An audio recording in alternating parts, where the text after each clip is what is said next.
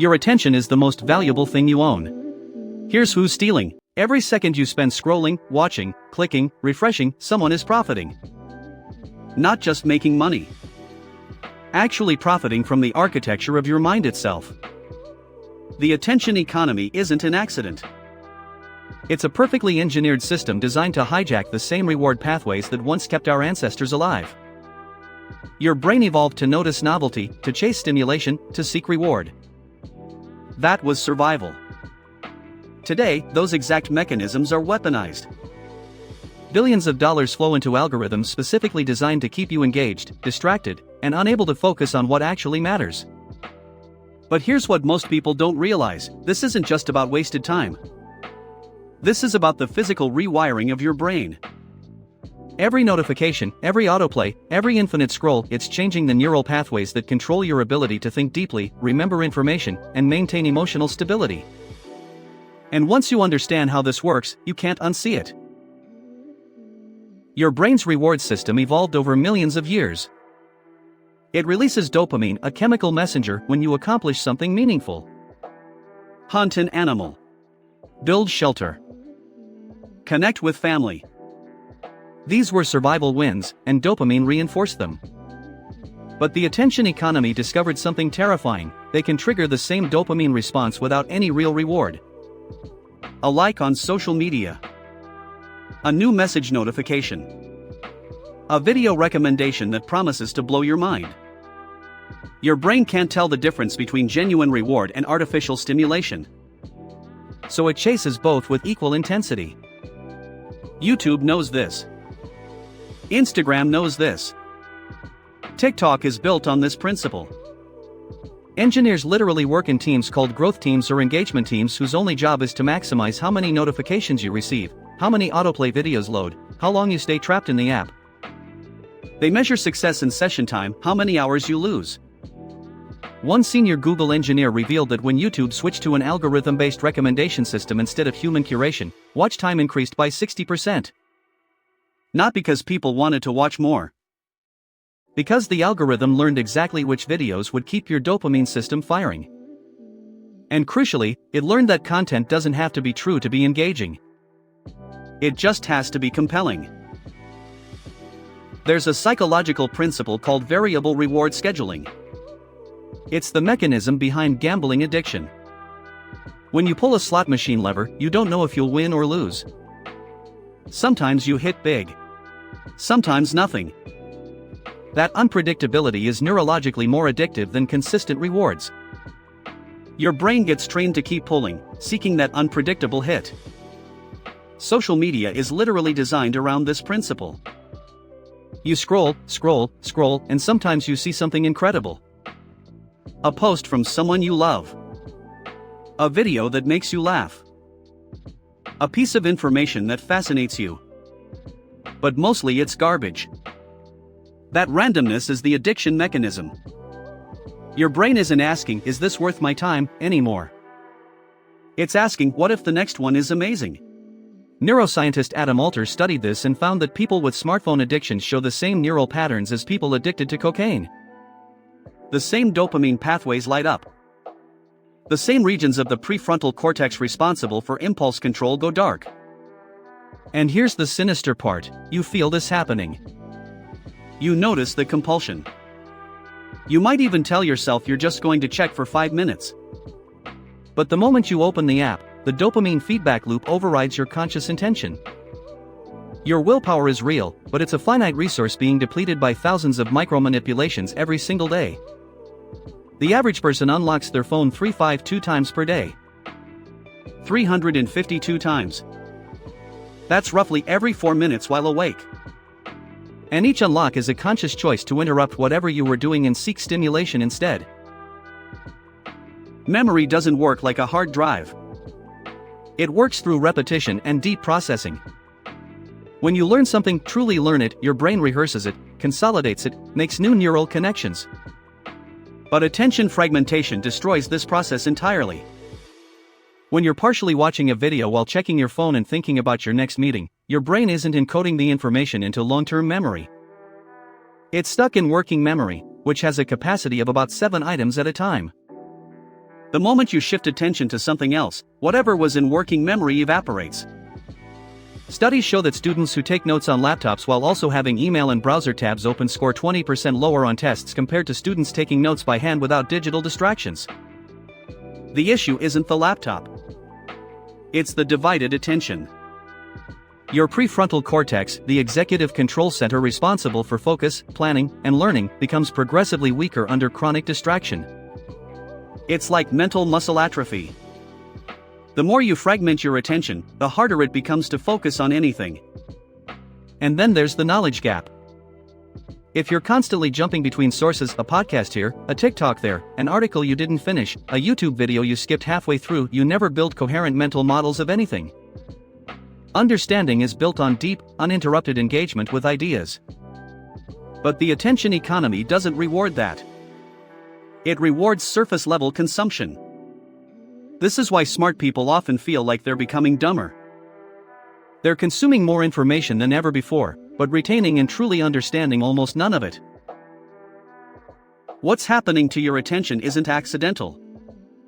It's the result of decades of research into human psychology and neuroscience applied by some of the smartest engineers on the planet to one specific goal: keep you engaged. The scale is almost incomprehensible. Meta employs armies of behavioral scientists. Netflix's algorithm team is working 24/7 to predict which thumbnail will make you click. TikTok's Chinese parent company ByteDance has cracked something that American companies are still chasing: a recommendation algorithm so precisely tuned that the average user loses track of time completely. The co-founder of Instagram, Kevin Systrom, has gone on record saying he regrets how the platform evolved to become attention extractive. He points to their decision to remove chronological feed and replace it with algorithm-driven content because it was more engaging. But what he means is, it was more addictive. It worked better at capturing your attention. Sean Parker, the founding president of Facebook, admitted in a 2017 presentation that the company built Facebook to exploit human psychological vulnerabilities. They understood that the brain craves social validation, and so they optimized for metrics like likes and comments. He literally said, "We need to give you a little dopamine hit every once in a while, because you've done something good. Post a photo. Have friends like it. Okay, that's a little dopamine hit." This isn't a conspiracy theory. These are admissions from the people who built these systems. They knew exactly what they were doing. The mental health crisis among teenagers and young adults is not separate from the attention crisis. It's a direct consequence of it. Between 2010 and 2020, diagnoses of depression in adolescents increased 63%. Anxiety diagnoses increased 72%. Suicide rates doubled. The timing is not coincidental. It aligns almost perfectly with the widespread adoption of smartphones and social media. Psychologist Jonathan Haidt has done extensive research showing that teenage girls who spend more than 5 hours daily on social media are 3 times more likely to show symptoms of depression. And it's not just depression. It's a cascade of mental health deterioration. When your attention is fragmented, your sense of self becomes fragmented. You're constantly comparing yourself to others. You're never fully present in your own life. You're experiencing what researchers call JOMO, joy of missing out, the constant anxiety that you're not where the action is. Add to this the algorithmically curated feeds that show you the highlight reels of thousands of people, and you're left with a distorted perception of reality. Everyone seems happier, more successful, more connected than you. So you compare yourself and come up short. Then the algorithm, noticing your engagement dropping, serves you more emotionally provocative content. More outrage. More conflict. More negativity. Because negativity triggers engagement. Your stress hormones spike. Your cortisol levels rise. You sleep worse. You ruminate more. And the whole system becomes a feedback loop of increasing misery designed to keep you clicking. This is the hidden cost. It's not just your productivity or your learning capacity. It's your mental health itself. The good news is this: your brain is plastic. It can rewire itself. The same attention that was fragmented can be rebuilt and consolidated. But it requires deliberate action. First, understand that this is a design problem, not a willpower problem. You're not weak. You're fighting billion-dollar algorithms specifically engineered to exploit your neurobiology.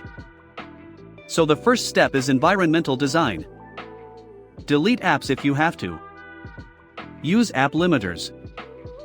Turn off notifications completely, not mute them, actually turn them off in settings.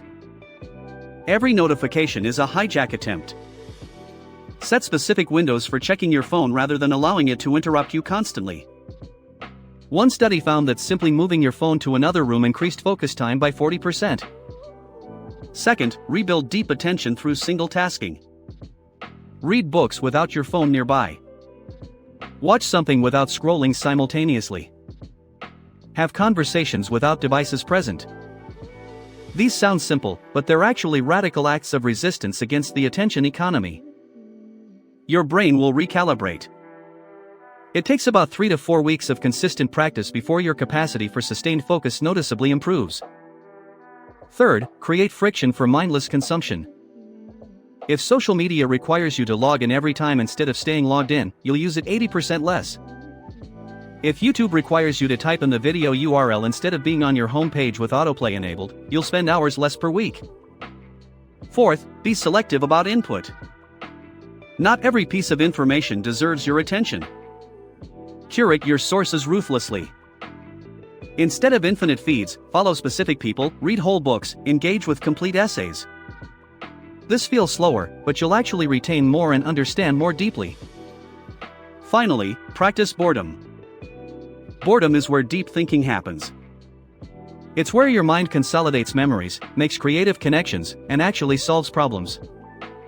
But we've trained ourselves to eliminate any moment of boredom by reaching for our phones. Reclaiming those moments is reclaiming your mind.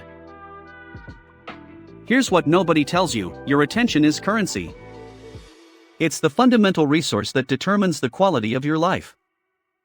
Where you place your attention shapes what you remember, what you believe, who you become. The attention economy is betting that you won't realize this in time. They're banking on you staying unconscious, trapped in the infinite scroll, mistaking compulsion for choice. But you're watching this now. You're aware. And awareness is the first step toward reclamation.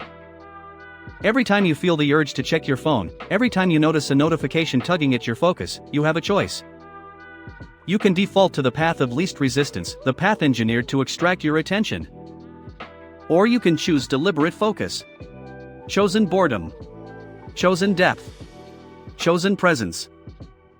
It won't feel easy at first because the neural pathways supporting addiction are deeply grooved.